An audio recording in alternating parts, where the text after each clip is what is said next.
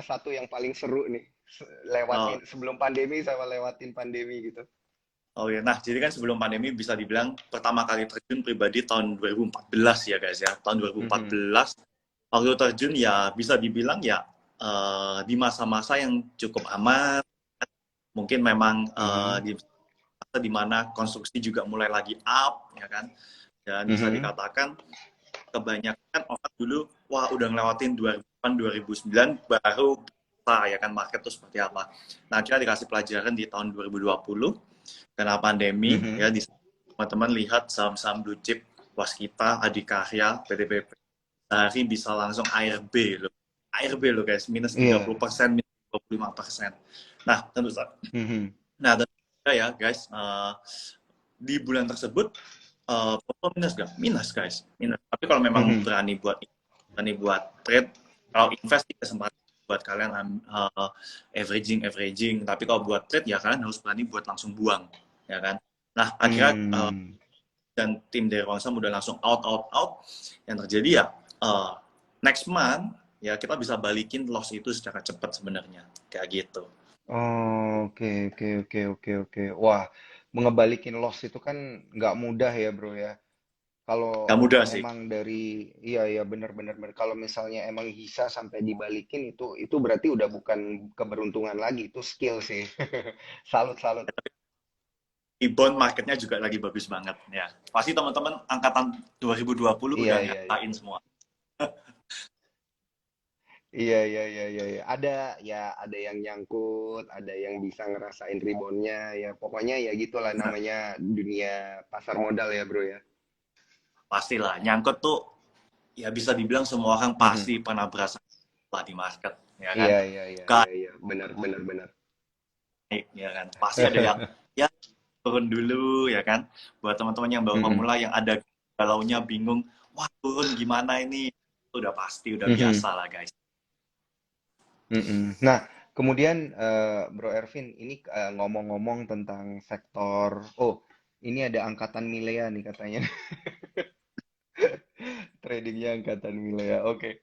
Nah, jadi saya tuh pengen tahu nih, Bro Ervin, apa sih sebenarnya kita kan lagi ngomongin sektor konsumsi ya gitu. Apa sih bedanya sektor konsumsi setelah pandemi sama sebelum pandemi gitu? Oke, nah jadi sektor konsumsi sebelum dan sesudah pandemi. Nah, let's Mhm. say gitu, sektor konsumsi itu banyak orang nyebut sektor consumer itu atau konsumsi itu adalah terdiri dari Mhm. saham-saham defensif. Kenapa defensif? Iya, Karena betul. sahamnya itu rata-rata memproduksi ya kebutuhan sehari-hari kita. Let's say Mhm. Unilever, ya kan, Mhm. Food, ICBP kayak gitu. Nah, sebelum ya let's say ketika sebelum pandemi market lagi stabil, belum terjadi apa-apa, bisa dikatakan waktu itu saya masih ingat banget, waktu itu masih di era-eranya konstruksi lah. Mhm. Konstruksi minyak itu lagi gila-gilanya sih waktu itu. Nah, kemudian bisa dikatakan terjadi pandemi, otomatis ya saham-saham konstruksi yang lalunya itu lagi rame-ramenya, ya kan? Ya sektor lalunya lagi rame-ramenya, akhirnya out. Mereka rata-rata out karena ya kita investor atau trader itu pasti melihatnya jangka panjang dong. Mhm. Kalau pandemi masuk ya banyak yang namanya usaha berhenti, apalagi ya yang di lapangan. Nah, di Nah. sana mereka rata-rata yang pindahin uang mereka ke yang namanya uh, atau konsumsi ini sebagai sektor defensif mereka. Kayak gitu. Jadi kalau teman-teman lihat waktu awal-awal bulan April ini waktu pandemi masuk, nah di sana saham-saham seperti muncul Mayora, ya kan? Nah saham-saham itu bisa dikatakan langsung Mhm. perfect kayak gitu. Tapi ya setelah Hmm. menjadi jauh lebih stabil, ya, stabil dan komoditi udah mulai up, ya orang-orang pindahin lagi tuh dana mereka dari yang namanya defensif ke sektor yang lebih agresif lagi, kayak gitu. Hmm. Oke, oke, oke, oke. Nah, sehingga, nah ini kan seru nih ya, karena kok kayaknya banyak banget gitu bedanya sebelum pandemi sama sesudah pandemi. Karena di sesudah pandemi itu banyak yang, gimana ya, banyak yang ngelihat sektor konsumsi itu udah nggak defensif lagi. Kita lihat aja kayak Unilever gitu ya, koreksi sampai di atas 50%, kemarin kan sempat ke 3 ribuan deh kalau nggak salah, dari 8.500 gitu ya. Kemarin ICBP, INDF pun juga sempat koreksi berjamaah gitu barengan, yang Mhm. Ace Hardware juga sempat kayak gitu. Nah, jadi banyak yang meragukan nih, apakah ini masih defensif atau sebenarnya hanya sektor rotation aja gitu. Oke. Nah, jadi sebenarnya ketika apa menyebabkan Unilever, ICBP dan kawan-kawan tuh akhirnya anjlok.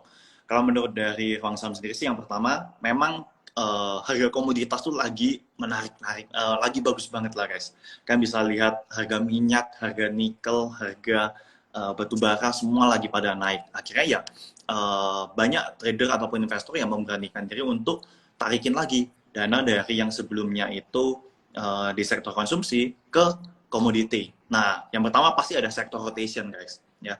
Nah, tapi yang di sisi kedua, apa yang bikin si perusahaan-perusahaan ini nggak menarik adalah kalau teman-teman suka buka-buka laporan keuangannya ya, kan juga bisa lihat bahwa ya beberapa perusahaan ini ketika komoditas itu lagi naik, ya harga bisa dikatakan operasional mereka tuh naik juga gitu loh. Jadi let's say karena harga komoditas yang lagi naik, operasional mereka ikutan naik. Nah, di sana ya beberapa investor jelas gak menyukai hal ini dong, kayak gitu loh. Mereka gak menyukai hal ini. Apalagi kan waktu baru-baru pandemi itu bisa dikatakan kita deflasi, ya bukan inflasi, kita deflasi. Yang bisa dikatakan ya pemerintah kan menahan-nahan ya. Gimana nih caranya biar bisa para masyarakat ini mulai konsumsi lagi, konsumsi lagi. Nah, udah deflasi, harga Mhm, baru betul. ya otomatis kan mereka itu akhirnya menjadi sektor yang kurang menarik kayak gitu. Oke, oke, oke. Jadi mulainya dari sana. Terus kalau yang Bro Ervin lihat sendiri nih, kondisi sekarang ini kan kita udah bisa bilang ya kayaknya pandeminya ini udah mulai menghilang deh perlahan-lahan ya, udah mulai mereda. Kita juga kayaknya ya walaupun kita masih pakai masker kemana-mana tuh ya kita udah tidak takut lah dengan COVID-19 gitu ya, nggak kayak tahun-tahun sebelumnya gitu. Nah, tapi eh, kalau kita lihat ya dari sisi sektor konsumer, menurut Bro Ervin itu seperti apa? Apakah ini adalah uptrend atau ini adalah sideways atau gimana nih sebenarnya? Oke, nah eh, jujur kalau kita saat lihatnya, bisa kalau teman-teman juga lihat ya, buat teman-teman yang pantengin market ya, let's say bulan Oktober ini di Mhm, eh, consumer lumayan, consumer mhm, seperti Unilever, ya kan, Mayora yang sebelumnya lagi gak gerak itu lagi lumayan. Nah, kenapa kok bisa dikatakan mhm, lagi kembali rebound? Ya, let's say yang pertama, kalau dari mhm. trading ya, kita tuh pasti ngomong sektor rotation, guys. Ya, udah jenuh banget di yang namanya Iya, batu bara, iya. ya. Batu bara tuh udah jenuh banget. Plus Mhm, terakhir tadi katakan harga batu bara udah gak bikin all time high. Bahkan kalau teman-teman lihat eh, batu bara itu sempat yang namanya iya. tren komoditas batu baranya itu trennya patah kayak gitu. Dan Mhm, ada beberapa aset manajemen juga udah mengatakan bahwa di beberapa country seperti China dan Eropa ada yang mhm. bilang juga kalau persediaan batu bara mereka siap buat winter. Nah, itu yang bikin si batu bara mulai turun nih harganya. Nah, akhirnya ketika yang namanya market ya guys, yang namanya market eh, sektor rotation tuh pasti ada gitu loh. Ya, contohnya di ruang saham sendiri, saya pribadi sendiri ya, saya udah out dari yang namanya, let's say untuk saya udah out dari Adaro, ya saya bakal mikir uang ini akan muter lagi kemana, gitu kan. Nah di satu sisi ya kita akan Iya, mikir iya, iya, iya. Betul. itu sih yang namanya consumer. Kenapa? Ya karena properti juga saat ini beban. Kalau kemudian ada juga konsumen juga lagi terbebani, kemudian komoditi juga belum lihat yang sebagus batu bara. Dan akhirnya yang ketiga itu adalah banyak ya, let's say 2 minggu aja resesi itu udah wah ngebum di mana-mana gitu loh, gak cuma orang finansial tapi bisa dikatakan Mhm, semua profesi tahu, tahu. Nah akhirnya di satu sisi kita udah mulai ngeliat bahwa wah si Mayora Unilever ini volumenya juga udah mulai masuk lagi. Nah di sanalah akhirnya kita baru masuk lagi ke sektor konsumsi. Nah, saya mau nunjukin nih. Ini ya, saya coba flip kamera. Oh, Wah, nah, mantap, ini mantap, teman-teman mantap. bisa lihat nih ya. Ini Ini yang adalah ditunggu-tunggu. Nah, ini kalau kalian kalian bisa ngecek ya, ini adalah IDX non cyclical ya untuk sektor consumer di pasar saham Indonesia nih. Nah, kalau teman-teman lihat sendiri ya, yang namanya IDX non cyclical ini udah downtrend terus. Ini kan baru IDX kan ngeluarin sektornya baru lah namanya ya. Nah, ini jadi dari Februari 2021, trennya tuh turun terus. Begitu pula dengan Unilever ya. Buat teman-teman holder Unilever, kalian pasti melihat ini mirip banget. Nah, jadi dan terakhir ini bisa dikatakan kemarin 20 Oktober akhirnya bisa out dari si downtrendnya ya. Jadi bisa dikatakan consumer terakhir ini udah mulai out dari downtrendnya. Nah, bisa dikatakan ya ini menjadi salah satu kesempatan pastinya ya, suatu kesempatan. Buat teman-teman mungkin kenal nggak ya sama yang namanya Oke. top down analysis ya, top down analysis. Nah, keuntungannya adalah top down analysis itu kita biasa suka menganalisa namanya global ekonomi ke makroekonomi, kemudian masuk ke sektornya, baru masuk di emitennya. Nah, di sini kita udah bisa ngeliat bahwa ya global resesi, kemudian dolar juga udah gila-gilaan, gold juga udah turun, batu bara juga lagi stabil ya segitu-segitu aja. Kemudian Iya. bisa dikatakan ya consumer mulai gerak ya. Nah, secara sektornya udah kelihatan barusan di chart teman-teman. Secara sektor sekarang udah kelihatan dia udah dari downtrend mulai keluar. Kalau memang beneran jalan, ya otomatis sektor consumer bakalan jalan kayak gitu. Nah, contoh top down analysis tuh gini. Let's say teman-teman masih ingat ketika kalian itu saham batu bara atau sektor energi itu lagi batu, hampir seluruh saham batu bara tuh naik sampai yang nggak terkenal ya. Let's say yang terkenal kan Bumi, Adaro, ITMG ya kan, UNTR, PTBA. Nah, yang nggak terkenal deh, yang nggak terkenal ABMM, MBAP, Bian, apa Fire gitu-gitu, itu bisa dikatakan semua langsung naik gitu. Jadi kalau top down analisis kalian benar, Benar-benar. sektor ya langsung pada up juga kayak gitu. Itu yang teman-teman bisa perhatikan. Oh, oke. Oke, oke, oke, oke. Nah, berkaitan dengan itu, kalau kita lihat tadi dari secara teknikal ya, technical chartnya konsumer yang ditunjukkan ini, apakah itu menunjukkan ada potensi bakal breakout gitu ya? Atau Ya, gimana nih pandangannya Bro Ervin nih? ya, kalau kita lihat memang saat ini sih Mhm. potensialnya dia udah keluar dari downtrend, guys. Ya, let's say ini kan downtrend jangka panjang banget, ya. Tapi memang si consumer ini sendiri sebenarnya dia udah sideways cukup lama di sini. Ya dia dia lagi nunggu momentum aja. Nah, cuma memang saat ini ya let's say kenapa kok si candlestick ini ketahan ya pasti ada alasannya. Ya kan? Di sini juga pasti masih ada yang namanya resisten. Nah, di sini kalau kita memang, kalau saya bakalan bilang confirm up, kalau memang dia bisa naik di atas garis biru pastinya. Ya, selama dia masih di area, ya ini area abu-abu lah ya. Dia masih ragu-ragu antara mau up atau enggak. Kayak gitu. Cuma kalau memang lihat kondisi saat ini, harusnya possibility-nya buat naik itu lebih besar. Ya, karena memang sektoralnya nggak terlalu banyak yang atraktif. Gitu ya. Saat ini kan yang atraktif ya saya lihat ya consumer, saham-saham, kemudian yang kedua itu saham-saham yang ada corporate action ya, saham-saham yang ada corporate action, dan yang ketiga mungkin saham-saham small stock yang nggak terlalu ngikutin IISG lah kayak gitu.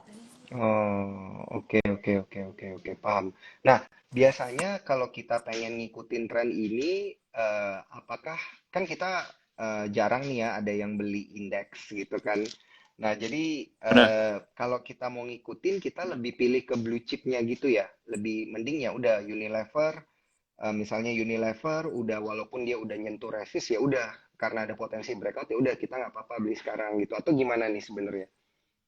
Nah, teman-teman yang memang lagi dengerin yang baru pemula ya, ingat ya, jangan asal langsung diajar buy. Ya, tetap harus kalian meskipun udah ngelakuin top down analysis, ya kalian tetap harus sesuaiin titik buy atau titik entry kalian lah. Ya, karena kalau misalnya udah let's say udah deket resisten, lalu tetap diajar buy, takutnya itu adalah ya risk and reward kalian tuh gak masuk gitu ya kan. Masa kalian mau ngejar, let's say, masa kalian mau ngejar reward ya plus 3% tapi risknya 5% kayak gitu ya kan, buat apa ya kan guys, kayak gitu. Tapi nah, apakah harus blue chip apa enggak, sebenarnya bebas ya teman-teman, bebas. Blue chip pasti jauh lebih aman ya, blue chip pasti jauh lebih aman ya. Kemudian kalau misalnya sektornya lagi gerak ya biasa blue chip ini yang menggerakkan kayak gitu. Nah, tapi kalau memang yang second atau third liner dari consumer ini ya bisa dibilang lebih high risk, tapi ketika IHSG anjlok belum tentu dia ikutan anjlok kayak gitu ya, ada plus minusnya lah guys.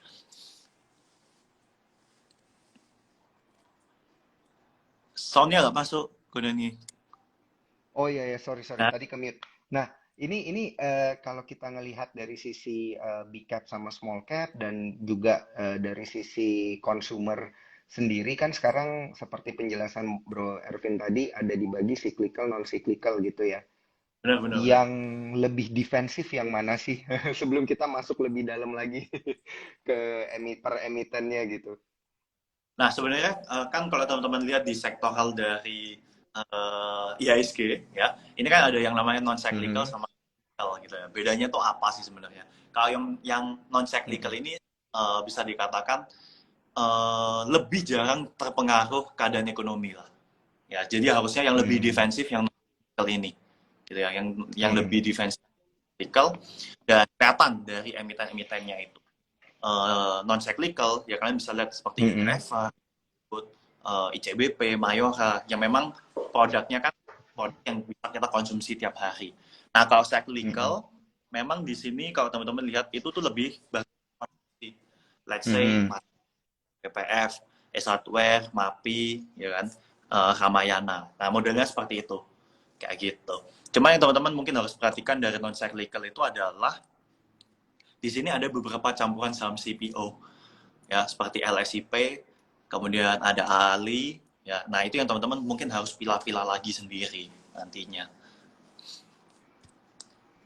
Oh, oke oke oke oke. Nah, ini menarik nih. Eh, saya juga ada berapa pilihan topik nanti mau langsung konsultasi sama Bro Ervin. Oh, Mungkin juga mewakili para cuan troopers ya. Jadi saya pengen ngundang cuan troopers untuk bertanya melalui kolom question and answer kita supaya bisa kita pilah-pilah nanti pertanyaan mana yang menarik untuk langsung dijawab ya. Jadi untuk coaching juga bareng Bro Ervin ini boleh lah ya, karena jarang-jarang nih kita bisa ngobrol langsung bareng Bro Ervin nih. Oke, tapi kalau kita lihat di akhir tahun ini ya, Bro ya, untuk peluang sektor konsumsi itu eh, akan terapresiasi cukup tinggi itu apakah besar nggak sih? Bisa nggak sih sektor konsumsi ini di akhir tahun nanti itu dia juga mendapatkan window dressing gitu? oke, sektor konsumsi dapat Mm-mm. window apa enggak? Coba saya cek data dulu lah ya. Nah, jadi sebenarnya kalau window dressing itu memang Oke. kebanyakan kena ya. Biasanya kalau misalnya window dressing blue chip biasanya pasti kebanyakan kena. Tapi saya mau coba cek sih. Let's say paling besarnya si Unilever. Secara seasonality, secara 5 tahun terakhir sih nggak kena ya ini ya. Oke. Oke, nah aku udah cek ya. Kalau Unilever sih secara seasonality Desember ya. Beberapa tahun terakhir itu, let's say dari tahun 2016 sampai 2021 itu malah cuma 3 kali hijau, 3 kali merah juga. Kayak gitu. Nah, kalau kita lihat Mayora yang lebih ke second line juga sama. Ya, juga sama. 3 kali hijau, 3 kali merah. Kayak gitu ya. Ini bisa dikatakan ya masih 50-50 berarti. Ya, masih 50-50. Kayak gitu. Karena sektor konsumsi ini bisa dikatakan ya banyak saham-saham yang masuk di blue chip ya. Bahkan Mayora yang sering dibilang second line ya saya lihatnya secara market cap juga saat ini udah mulai masuk di blue chip guys. Kayak gitu. Jadi kebanyakan orang akan masuk di saham-saham ini Oke. buat invest, let's say invest income dividend. Jadi benar-benar cuma Mhm. caranya dividen doang, let's say di ICBP, Indofood ya. Jadi ketika memang marketnya lagi good, biasanya orang-orang itu lebih suka dikeluarkan dan masuk di saham yang lebih agresif. Kayak gitu. Oh, oke oke oke, paham paham paham paham. Nah, ini kebetulan kita bahas ICBP, INDF ini ada yang bilang ICBP laporan keuangannya jelek tapi malah naik katanya. Ini gimana nih katanya? Oke. Nah, ICBP memang Heeh. sempat anjlok. Ya, ICBP kalau teman-teman lihat terakhir kan memang sempat anjlok karena memang laporan keuangannya yang kurang oke. Ya. Nah, let's say. Oke. Nah, masih ingat gak? Nih, ICBP ya. Nih anjloknya di sini nih. Ya, ICBP memang sempat anjlok karena memang kinerja keuangannya kurang oke. Tapi saya bisa katakan ya saat ini bisa dikatakan karena yang namanya keadaan 2023 ini ya bisa dikatakan saat ini banyak orang mulai pindahin lagi ke ICBP yang lebih defensif. Ya gitu. Dan saya rasa yang kedua juga saat ini kita juga melihat harga minyak, batu bara gak banyak bergerak kemana-mana guys. Kayak gitu. Jadi itu bisa jadi salah satu opsi kenapa kok si ICBP ini akhirnya mulai kembali rebound. Kayak gitu. Oh, oke oke oke oke. Menarik. Berarti ini masalah momentum aja ya sebenarnya ya. Jadi kan laporan keuangan jelek mungkin ini sudah diekspektasi juga sama analis-analis kan biasanya kayak gitu ya. Jadi Benar. ketika laporan keuangannya benar-benar muncul, orang pada sell on news. Sorry. Orang juga kadang-kadang maksudnya udah tahu jelek, jadi ketika beritanya keluar orang malah beli gitu ya untuk momentum yang selanjutnya. Ya bisa jadi kan udah price in gitu ya. Iya, udah Harganya udah price in, benar. uh, diekspektasikan kayak gitu. Kayak gitu. Jadi bisa Hmm, dikatakan oke oke oke, menarik nih. Nah, boleh. ah, Nah, mungkin iya, mungkin di hari cek. dia down gitu ya kan. Mungkin di hari tersebut dia gap down, tapi ya langsung bisa balik stabil kayak gitu ya. Mungkin karena memang orang juga udah expect bahwa ya gak akan kemana-mana lah secara kinerja dan harga sahamnya juga kalau kita lihat Mm-mm, saat si CBP ini udah sideways sejak mhm. 2000 ya ICBP juga udah sideways sejak 2020 kayak gitu. Jadi belum kemana-mana. Oke oke oke oke oke, siap. Nah, tapi kita tuh boleh khawatir nggak sih sebenarnya nih Bro Ervin, karena kan inflasi kan berarti kenaikan harga barang gitu ya. Kenaikan harga barang kan kadang-kadang biasa itu membuat orang menahan konsumsi. Nah, Hmm. ini apakah akan menjadi penahan atau sebenarnya gara-gara ada inflasi, para pebisnis sekarang itu malah naikin harga barang gitu. Ini gimana nih sebenarnya nih kalau dari pandangannya Bro Erwin? Oke, oke. Kalau dari pandanganku ya, Sorry, sorry, saya tambahin dikit ya. Soalnya kemarin ngelihat harga, kok contohnya harga konsumsi kayak harga beras, harga Indomie dan lain sebagainya itu pada naik semua. Ini bukan promosi ya, contoh. benar. Benar. Jadi gini, melihat yang namanya kenaikan harga barang dengan keadaan inflasi yang memang naik ya, let's say ya bisa dikatakan ya normal gitu ya kan. Kalau dia akan dikatakan nggak normal Hmm, ke apa-apa, tapi mereka naikin harga produk ya kan. Nah itu yang baru tanda tanya gitu ya. Nah karena yang hmm, teman juga iya, bisa iya. ya let's say kemarin itu sempat naikin harga minyak pasti akan jauh berdampak ke beberapa sektor lainnya kayak gitu jadi Mhm. minyak pastinya bisa jadi salah satu Oke. efek inflasi di Indonesia. Nah jadi kalau menurut Mhm. dari tadi sih dengan naiknya harga minyak saat ini ya bisa dikatakan wajar lah ya wajar karena ya semuanya memang lagi naik ya Baik, semuanya memang baik. Iya, nah iya, iya, iya. yang gak wajar itu kalau Mhm. tiba-tiba apa si barang-barang ICBP naik sendiri nah itu gak wajar. Iya. Kalau dulu belajar, kalau waktu dulu masih belajar tentang makro mikroekonomi itu katanya biasa kalau yang disebutin Bro Ervin terjadi itu katanya ada praktik kartel gitu kan ya. Nggak ada apa-apa tiba-tiba harganya naik gitu kan. Benar, benar, benar. Tapi enggak ya, ini bener-bener ini make sense banget nih. Bro Ervin bilang semua barang naik. Jadi emang bukan cuma di Indo, kita kan tahu di global juga naik gitu ya. Dan menurut Bro Ervin ini tidak akan menahan atau memukul daya beli kita di tanah air lah ya, masih bisa lah ya kita ya. Hmm. Harusnya sih Mm-mm. Oke terakhir oke oke. kalau kita melihat data beberapa let's say kita lihat data Indonesia beberapa bulan terakhir, Mm-mm. secara konsumsi sih kita masih kuat banget, Mm-mm. ya. Iya, Indeks iya, iya. keyakinan sih masih bagus banget ya teman-teman ya. Coba nih kita cek. Mm-mm. Oke, kita Mm-mm. data lagi. Oh, IKK ya, angka IKK. Nah, ini Hmm, bener nih, ini bener banget nih ya kan? Nah, datanya Bro jadi di Ervin sini, nih. nah kita bisa lihat data IKK kita tuh setelah dari pandemi 2020 selalu berada di atas 100. Ya, selama masih di Iya, atas iya. 100, all it's good.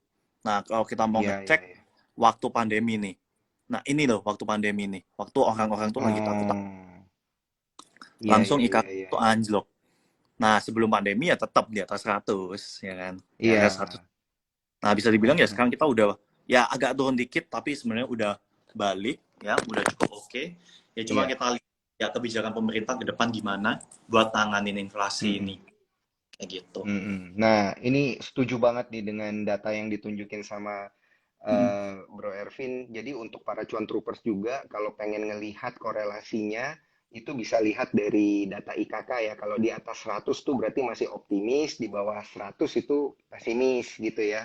Ah, ya Biasa benar. kita biasa kita bilangnya dan lihatnya kayak gitu. Tapi bener loh, tadi walaupun walaupun inflasi harga barang naik, orang-orang masih optimis gitu. Artinya kan masih bisa belanja kebutuhan pokok dan barang-barang jangka panjang ya. Benar, benar, benar. Dan gak cuma Oke, di Indo, oke. Nah, mm-mm. saya sama beberapa Heeh. berita sendiri juga, let's say US ya, sebenarnya masih orang tuh masih belanja barang-barang mewah juga masih belanja, ya kan. Terakhir kan report dari mobil Mercy juga Mm-mm. penjualan naik, ya kan. Dari toko-toko barang mewah juga Betul. penjualan juga masih gitu loh, kayak gitu. Mm-mm. Iya, iya, iya. Sama mungkin juga boleh ngelihat Rolex Index kali ya. Ya, Harga jam tangan Rolex naik apa turun gitu. sekarang Itu kan biasa. lagi turun katanya.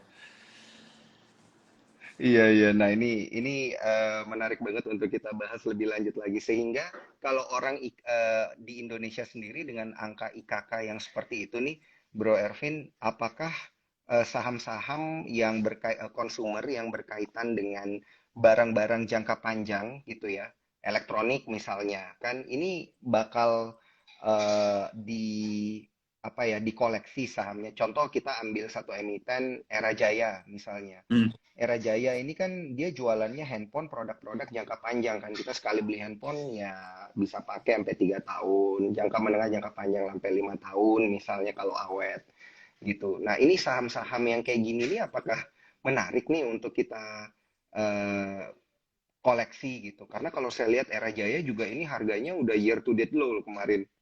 Hmm, yap, yap. Oke, Mm-mm. jadi let's say ya, teman-teman harus bisa bedain ya. Eh, memang Mas RAJ, let's say tetap masuk di consumer ya, tapi harusnya consumer cyclical, teman-teman ya.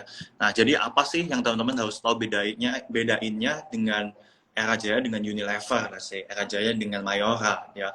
Yaitu barang yang dijual RAJ itu bisa dibilang bukan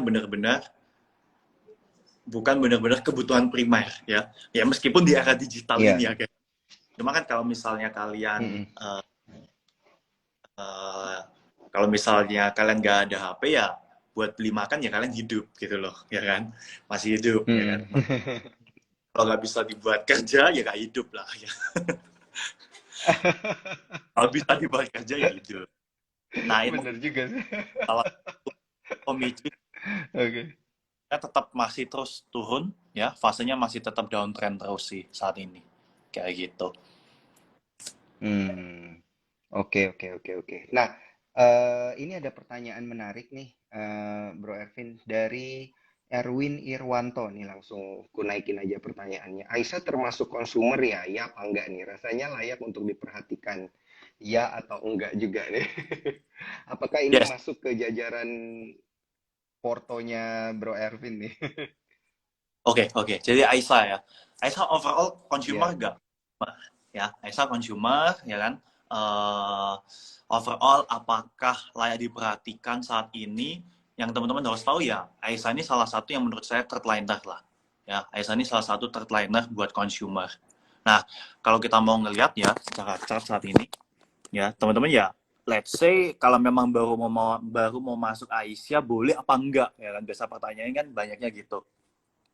Jujur kalau misalnya dari pandangan ruang saham sekarang, kalau memang baru mau masuk Aisyah ya agak berisiko sih guys ya, karena overall terakhir ini volumenya sekalian bisa lihat nih udah mulai turun, sama yang kalau kita gak sukanya dari si Aisyah ya dia tuh sering ditarik-tarikin kayak gini nih ya, sering ditarik-tarikin kayak gini. Nah overall ya kalau teman-teman berani buat entry ya, kalian kalau berani buat entry ya berarti kalian juga harus siap dengan loss-nya ya, kalian harus siap dengan loss-nya. Overall kalau menurut tim ruang saham sih saat ini udah terlalu beresiko kalau buat masuk di Aisyah, tapi tergantung lagi karena kita di ruang saham kalau memang buat kita swing trade gitu. Nah kalau kalian memang scalper ya pasti let's say pasti ada potensi di everyday-nya, tapi ya coba perhatikan dengan resikonya lagi lah kayak gitu. Oke, oke, oke. Selalu perhatikan risk dan reward-nya seperti apa ya. Nah, karena terkadang kan para pemula itu Oke. terlalu sama yang namanya profit doang gitu loh, dan ya kan mereka kan Iya, suka iya, iya, iya, iya, iya. let's say mereka tuh suka tanya kayak Aisyah sekarang di 190 ya, bisa gak 200 gitu Mm-mm. ya. Ya Mm-mm. mungkin bisa gitu loh. Tapi kalau turun sampai sampai 170 misalnya, kan mereka nggak tanyain itu gitu loh. Mm-mm.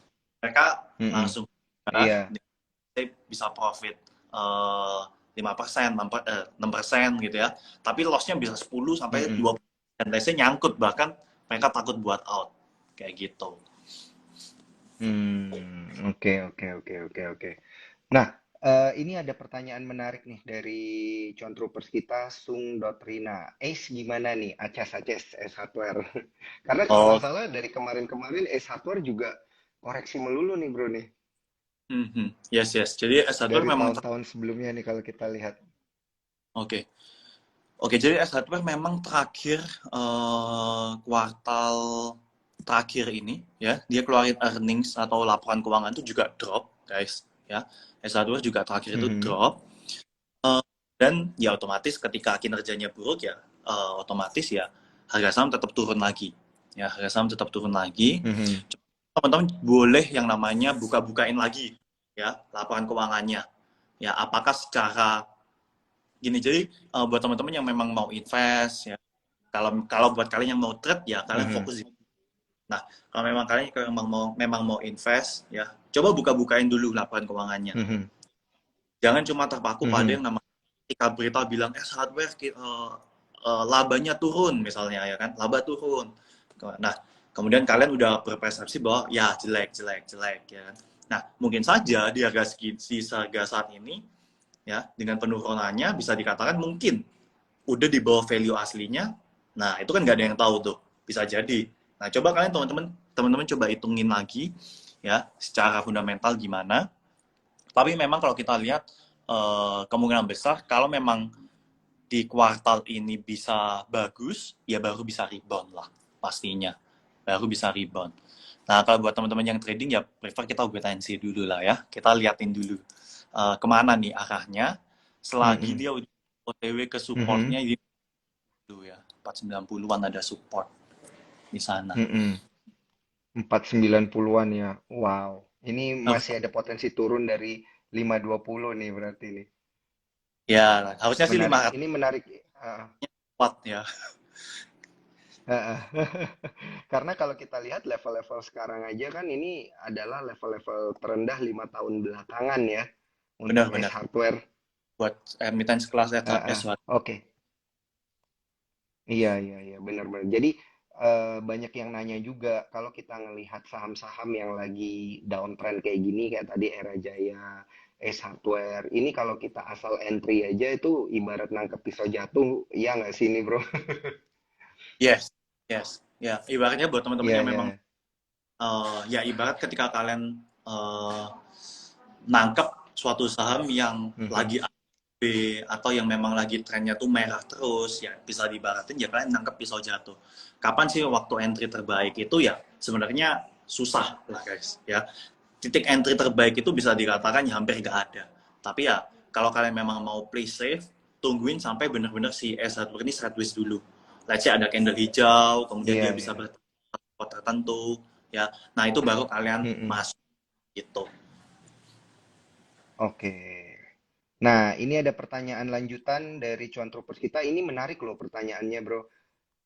Saya tuh hampir lupa bahwa emiten-emiten HMSP, WIIM gitu ya, Benar.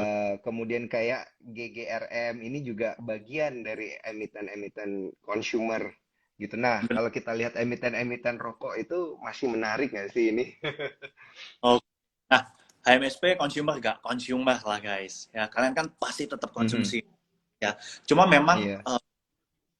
jujur ya, HMSP sama gudang garam itu kan lagi berat-beratnya kena yang namanya cukai. Mhm. Ya, berat-beratnya sama namanya cukai. Iya. Dan nya itu udah kelihatan ya semenjak cukai naik otomatis langsung anjlok terus saham-saham ini. Ini udah kelihatan sejak Mhm. 2020 akhir ya. 2020 Mhm. Desember tuh HMSP tuh udah kelihatan banget. Ya, HMSP gudang garam itu kepukul banget. Nah, cuma Mhm. ada temennya ini yang memang masih fine-fine aja, teman-teman ya. Jadi kalau rokok, overall sih kalau dari tim Konsam tuh paknya di Wismila. Ya, Wismilak itu kenapa Oh, up? WIM ya. Ya benar, WIM tuh kenapa masih bisa up? Karena saya bukan perokok ya guys, jadi juga kadang kurang paham sama yang mana rokok kretek, yang mana rokok ini gitu loh. Nah yang pasti saya di Wismilak itu produknya kena pajaknya tuh antara gak kena atau paling kecil kayak gitu. Jadi itulah mengapa kok si Wismilak ini masih Mhm. bisa kayak gitu. Oke, oke, oke, oke. Iya loh, soalnya ini Wismilak nih ibarat dia lawan arus. Yang lain tadi pada koreksi gitu ya. Benar, Wismilak malah naik 5% hari ini di harga 825. benar, benar. Oke. Nah, ini ada pertanyaan menarik juga terkait dengan sektor consumer dari Gede underscore Aditya 1. Sido gimana nih katanya untuk long term? Sido kan juga ya farmasi dan dia juga masuk ke dalam sektor consumer gitu ya. Untuk emiten farmasi gimana nih bro? Oke, oke. Ada Nah, Sido, ada KF, hmm, Inaf gitu-gitu kan, benar. KLBF ya. Sido muncul di banyak ya di ruang saham pun waktu Sido muncul anjlok yang DM tuh juga banyak banget ya. Jadi simpelnya gini loh guys.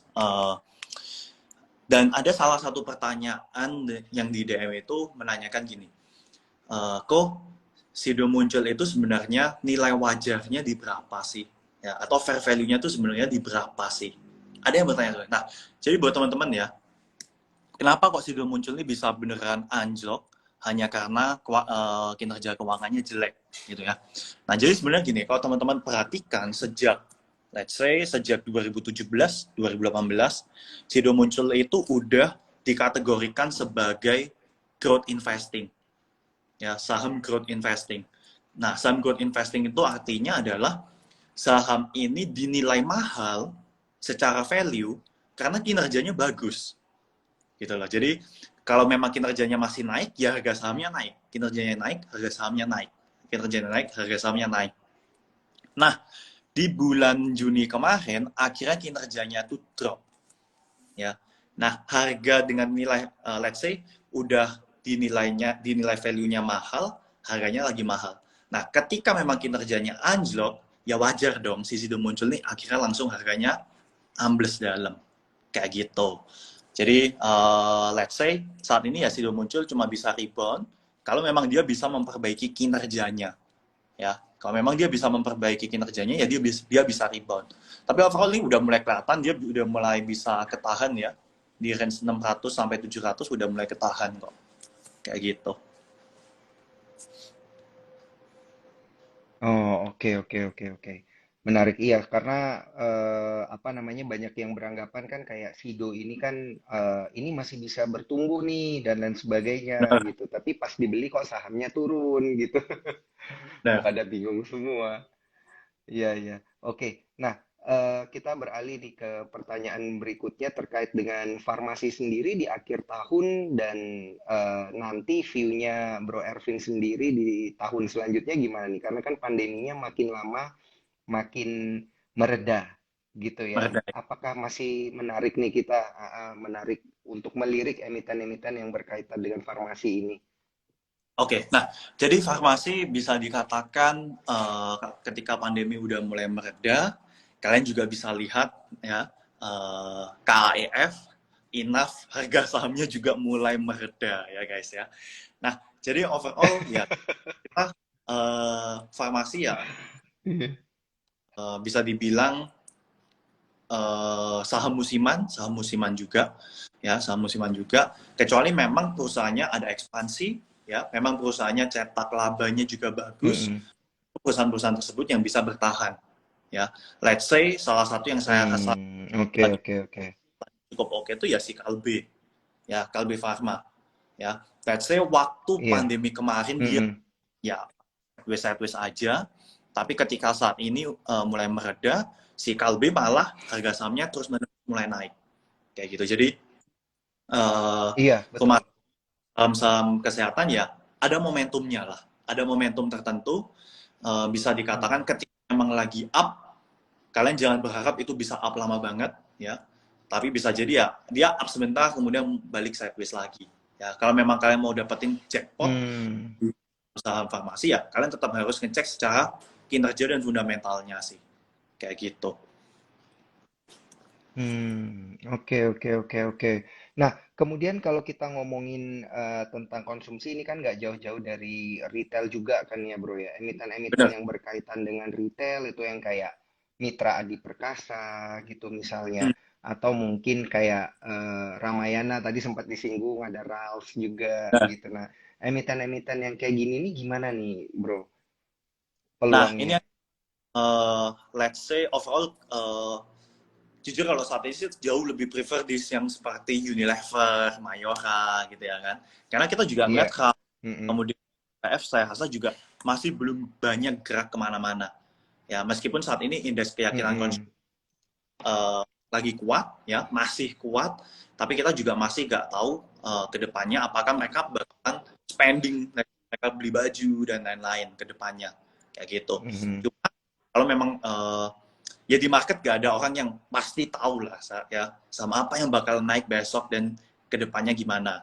Kalau memang mau yang namanya diversifikasi dikit ke beberapa sektor ini gak masalah kayak gitu. Jadi di ruang saham Mm-mm. pun kita juga ada bahasanya mungkin pasang kaki ya, untuk diversifikasi di beberapa Mm-mm. emiten yang kita rasa memang lagi oke kayak gitu, kayak Mhm. gitu sih. Oh, oke, oke, oke, oke, oke. Nah, kalau industri-industri pendukung retail gimana nih? Kayak AMRT misalnya kan, dan emiten yang apa tuh namanya Indomaret kan juga ada emitennya tuh saya lupa sih namanya apa. Benar. Tapi Overall apakah emiten-emiten kayak gini menarik nggak? Overall terakhir kalau MRT memang dia lagi strong uptrend ya. MRT terakhir itu strong uptrend. Mm-mm. Saya rasa ya harusnya sih aman ya karena kan barang-barang yang dijualnya juga Mm-mm. adalah barang kebutuhan primer biasa kayak gitu. Jadi Mm-mm. teman-teman kalau Oke, memang mau oke, oke. dari produk yang dijual dan seberapa penting produk ini Mhm. terhadap hidupmu. Hmm. Mantap banget. Oh, ini ada John Troopers yang bantuin saya tadi di net katanya. Nah, Indomaret Ya, itu emitennya di net. Ada berapa persen kepemilikannya di sana ya? Kurang lebih. Oke. Jadi so far aman karena walaupun inflasi orang masih tetap bisa konsumsi gitu ya. Dan juga yes. pemerintah di tahun 2023 memproyeksikan pertumbuhan ekonomi kita itu masih bisa 5%. Yap, Walaupun di tengah kondisi ekonomi global kayak misalnya di Amerika dan Eropa yang bisa saja terjadi resesi gitu ya. benar. Jadi saya setuju nih dengan jawaban dari Bro Ervin. Saya punya beberapa pertanyaan terakhir nih Bro Ervin karena kita ada keterbatasan waktu. Sorry banget ya. Seru sih ngobrol sektor consumer sama Bro Ervin nih.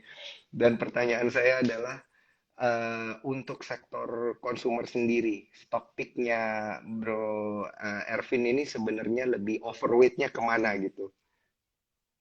Overweight-nya kemana ini gimana maksudnya? Ke blue chip atau second Oh, liner atau lebih yang market cap mini? oke, oke. Nah, Overall sih saat ini lebih memberatkan yang di blue chip ya. Karena memang buat teman-teman yang Mm-mm. memang udah di ruang saham, mungkin kalian tahu sebelum consumer seperti Unilever jalan dan lain-lain, di sana memang kita sempat overweight-nya pas di Cleo sama Wismila. Ya, tapi kan Oh, up oke.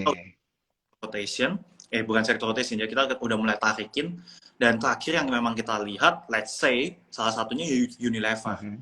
Ya, kita masih ngeliat Hmm. harusnya potensial masih good, ya, potensialnya juga masih good, dan dia Mhm. juga terakhir juga, ya kalau kalian lihat Unilever itu caranya mirip-mirip sama ide sektor yang non cyclical tadi, kayak gitu, ya, itu mirip-mirip. Hmm.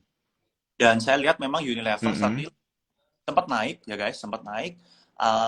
Ada koreksi tipis ya, kalau memang mau dimanfaatkan masuk boleh silakan, tapi disclaimer ya, tapi disclaimer gak ada paksaan.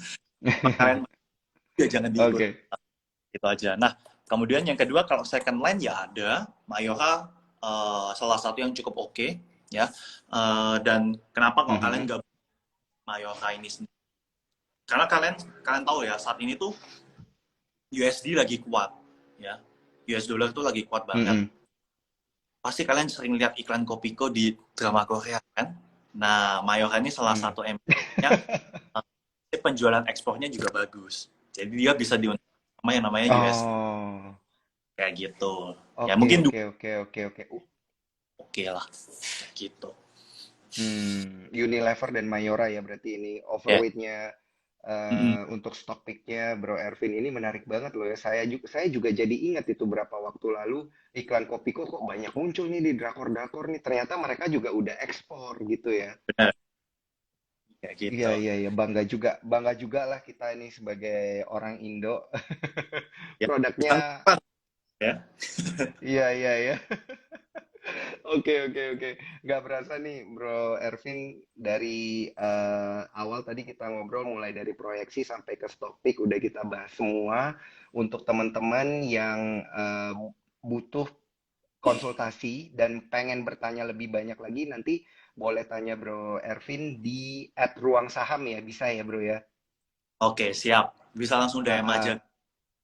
Kalau slow Mm-mm. respon tolong dimaafkan ya karena yang DM juga banyak. Ya. Nah, gitu. Kalau bisa selain follow, join grupnya juga ya, grupnya Ruang Saham, supaya Ya. dikasih pandangan-pandangan yang lebih menarik gitu lah ya, dan lebih mendetail gitu terkait dengan tidak hanya sektor konsumsi, tapi juga sektor-sektor lainnya di indeks harga saham gabungan kita. Oke, thank you banget nih untuk Cuan Troopers juga yang udah menyaksikan di sepanjang malam ini. Lumayan rame nih bro, tadi udah sampai 260-an something gitu. Thank you banget buat Cuan Troopers yang udah bergabung gitu ya. Jangan lupa follow Instagram dari Sukor Sekuritas dan juga Ruang Saham. Kalau bisa di screenshot ya Instagram live kita pada malam hari ini, tag ke saya, tag juga ke Sukor Sekuritas, tag juga ke Ruang Saham gitu supaya semakin rame kita di IG Live pada malam hari ini. Thank you banget Bro Ervin, sampai ketemu lagi di IG Live selanjutnya ya. Ya oke. Thank you juga Daniel ya. Oke, Oke, aku pamit oke, live dulu. thank you. Teman-teman yang udah Iya, nontonin juga siap. banget. Ya, thank you banget. Dan kalau memang mau tanya-tanya, ya feel free aja buat DM ya di Instagram dari Bang Sam. Oke, thank you guys. See you. See you Dan. Oke, bye bye. See you.